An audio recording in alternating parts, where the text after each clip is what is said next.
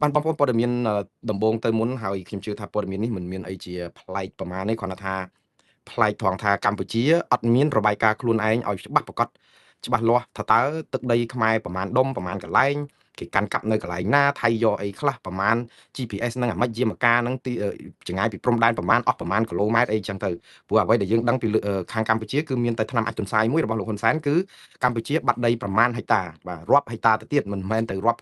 គីឡូទេគឺរាប់ហិកតាទៅទៀតបាទដែលពេលខ្លះលោកគិតថាកុំឲ្យដេកផ្សំដួលល្មួយផ្សំគិតគ្រិចគិតរឿងព្រំដែននឹងរហូតដល់ឡើងធ្វើបន់ចូលឆ្នាំបានដែលយើងក៏គិតថាកុំឲ្យប្រដូចនឹងរឿងដែលកំពុងមានបញ្ហាព្រំដែនទៅនឹងបញ្ហាដូចថារបួសកូនដៃសោះធ្វើឲ្យរាងកាយយើងទាំង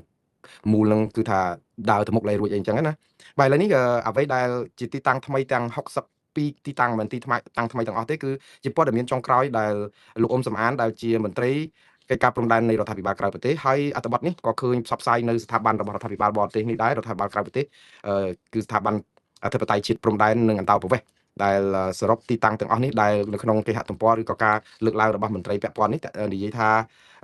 ទីតាំងដែលបានថ្មីចុងក្រោយនេះគឺបានពីទាហានខ្មែរនៅជួរមុខបានពីព័ត៌មានពីក្រសួងការបរទេសកម្ពុជានិងបានពីការផ្ទៀងផ្ទាត់ពីប្រភពឯកសារផ្សេងៗទាក់ទងនឹងការបាត់ដីទៅប្រទេសថៃនេះបែរលើចំនួនទីតាំងទាំង62ទីតាំងតាមពិតដើម្បីឲ្យបងប្អូនបានជ្រាបសំទោសដំបូងឡើយគឺរដ្ឋាភិបាលកម្ពុជាកាលពីដើមខែមករាទទួលស្គាល់ថាមានតែ14ទីតាំងទេនៅខេត្តចំនួន4បាទយើងដឹងហើយមានប្រទីមានជ័យព្រះវិហារឧត្តរមានជ័យនិងពោធិ៍សាត់ក្រោយមកគឺក៏ចាប់ផ្ដើមទទួលស្គាល់ថែមបានពី10ទីតាំងទៀតទៅក្រោយមកមានតិចតួចទៀតប៉ុន្តែមិនដល់រហូតដល់50-60ទីតាំងទេមានក្រោម40ទីតាំងទេអាហ្នឹងអ្វីដែលរដ្ឋាភិបាលទទួលស្គាល់ឬក៏អាចបញ្ចេញព័ត៌មានមកដើម្បីជំទាស់ថៃដែលឈ្លានពានទន្ទ្រានឬក៏ធ្វើអ្វីរុករកកាយនៅអាកន្លែងដីដែលថៃដណ្ដើមបានហ្នឹងណាបាទប៉ុន្តែលោកអ៊ុំសំអានគាត់បានរកព័ត៌មានឃើញបន្ថែមហើយមានរូបភាពរូបថតផ្ទៀងផ្ទាត់ជាមួយទាហានថៃផងទាហានខ្មែរផងហើយនឹងកន្លែងដែលគេដោតទង់ជ័យថៃនឹងផងនៅលើដីខ្មែរហ្នឹងដែលធ្វើឲ្យព័ត៌មាននេះកាន់តែមានការប្រែប្រួលពីមួយថ្ងៃទៅមួយថ្ងៃដំបូង28ក្រោយមក35ក្រោយមក40ជាងក្រោយមក59ចុងក្រោយនេះឡើងដល់62តកតនឹងសង្គ្រាម2ថ្ងៃ2លើកដែលកម្ពុជាវាយមិនចេះថៃនេះហើយឥឡូវទីតាំងទាំងនោះរួមមានទី1ប្រាសាទតាមាន់តូចប្រាសាទតាមាន់ធំទី2ទី3ប្រាសាទតាក្របី4ប្រាសាទខ្នារ5តំបន់មុំបី6តំបន់ច្រកអានសេះ7ភ្នំ333 8ភ្នំ469ឬមុំបីហ្នឹង9ភូមិជោគជ័យ10ភូមិព្រៃច័ន្ទ11តំបន់ជាន់តែ12ភ្នំទ្រាប់13តំបន់ថ្មដា14តំបន់អូស្មាច់15ភ្នំប៉ោយ16ភ្នំ400 17ភ្នំបស័យចាំក្រុង18តំបន់ច1 19តំបន់ថ្មដូន20ភ្នំរាំង21ភ្នំគីង្គក់22ភ្នំ350 23ភ្នំ225 24ភ្នំ505 25ភ្នំ500 26ភ្នំ323 27ភ្នំ677 28ភូមិផ្លូវបំបែកនៅបឹងតគួន29ភូមិប្រទីមានរិទ្ធក៏នៅបឹងតគួនដែរ30តំបន់អូខ្លាឃ្មុំ31តំបន់ប្រាសាទដូនតុន32ភូមិសាមគ្គីក៏នៅបឹងតគួនដែរ33ភ្នំអូផ្កាស្នេហ៍34តំបន់បោះស្បូវ35តំបន់ដើមត្រាង36ភ្នំតាថាង37តំបន់កសេះ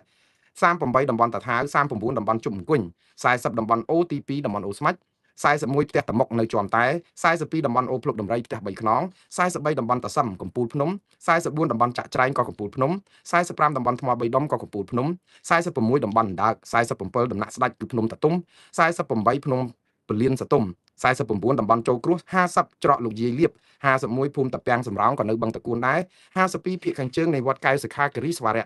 53តំបន់គម្រៀងគឺតំបន់ចន្លោះបកគោល42និង44 54តំបន់ស្រែឯមតំបន់ក្បែរប្រាសាទព្រះវិហារ55តំបន់ចិត្តបង្គោលព្រំដែនលេខ2និងលង្វែង56សំទោស50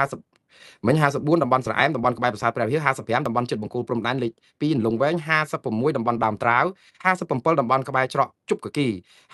58គឺតំបន់ជប់ដើមខ្នោ59តំបន់អសអុយឬតំបន់ច្រកសេះ60ភ្នំ424គឺតំបន់ជាំសងាំ61ភ្នំ53តំបន់ភ្នំព្រឹកចូលដល់ខេត្តបាត់ដំបងនេះ62តំបន់បារាំងធ្លាក់បាទទាំងអស់នេះគឺជាតួលេខដែលប្រមូលដោយក្រមរដ្ឋាភិបាលក្រៅប្រទេសហើយនិយាយទៅបើកុំបានក្រមរដ្ឋាភិបាលក្រៅប្រទេសហ្នឹងគឺយើងមិនដឹងជាបានព័ត៌មានមកពីណាទេព្រោះអីខាងរដ្ឋាភិបាលគាត់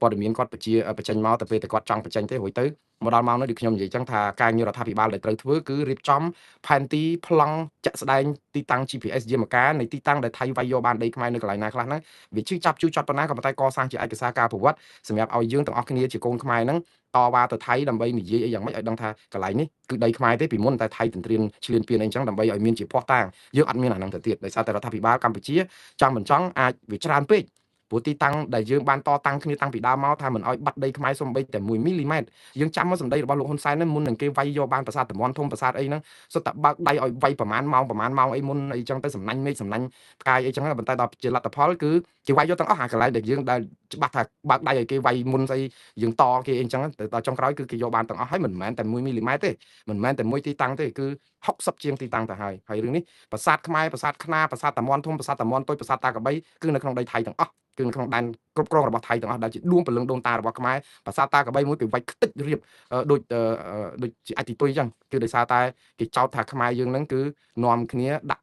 ទាហានធ្វើមូលដ្ឋានទ័ពនៅក្នុងប្រាសាទតាកបីអីចឹងទៅហើយវាយលើកទី1វាយយកអត់បានក៏ប៉ុន្តែវាយលើកទី2គឺវាយយកខ្ទេចចូលដល់ប្រាសាទតាកបីទើបតែបានឥឡូវក្រៅតែពី62ទីតាំងនេះលោកអ៊ុំសំអានហើយនឹងរដ្ឋាភិបាលក្រៅប្រទេសនេះក៏ដាក់បញ្ចូលនៅទីតាំងមួយចំនួនទៀតដែលថៃបានគ្រប់គ្រងតាំងពីមុនវាយគ្នាពីរលើកចុងក្រោយហ្នឹងមកម៉េះនៅក្នុងនោះគឺមាន63ក៏ថែមគឺទីតាំង10ទៀតដែលស្ថិតក្រោមការគ្រប់គ្រងរបស់ថៃដែលជាដីខ្មែរដែរគឺតំបន់ភ្នំក្រហមគឺផ្ទះតាម៉ុក64គឺកោះគុត65ដែនសមុទ្រត្រួតស៊ីគ្នាទំហំ26000គីឡូម៉ែត្រការ៉េ66បង្គោលព្រំដែនលេខ73 67បង្គោលព្រំដែនលេខ58 68បង្គោលព្រំដែនលេខ59 69បង្គោលព្រំដែនលេខ62 70បង្គោលព្រំដែនលេខ66 71បង្គោលព្រំដែនលេខ67 72ប្រាសាទស្ដុកកោះធំគាត់តែអានក៏ហត់ដែរបងប្អូនទាហានខ្មែរកំពុងគ្រប់គ្រងទឹកដីខ្មែរ11ទីតាំងដែរដែលមិនទាន់បាត់បង់ដោយសារតែសង្គ្រាមរួមមានប្រាសាទព្រះវិហារយ៉ាងម៉េចក៏ដឹងថាថៃមិនអាចយកបានទេព្រោះវាជាបេតិកភណ្ឌពិភពលោកភ្នំបើសិនជាប្រាសាទព្រះវិហារមិនមែនជាបេតិកភណ្ឌពិភពលោកថៃយកខ្ទេចបាត់ហើយភ្នំខ្មោចភ្នំ330 5មករាវាលន្ត្រីភ្នំតងោលបង្គោល8ពលានថ្មសបុកឃុំតំបន់75និងភ្នំ398ទីតាំងទាំងអស់នេះថៃអត់វាយយកបានទេបាននៅសល់11ទីតាំងដែរដូច្នេះថៃទីតាំងដែលថៃច្បាំងយកបានពីខ្មែរក្រោយផ្ទុះសង្គ្រាមគឺមានទាំង62ទីតាំងនោះមុនសង្គ្រាមមាន10ទីតាំងទៀតគឺចឹង72ហើយខ្មែរនៅសល់11ទីតាំង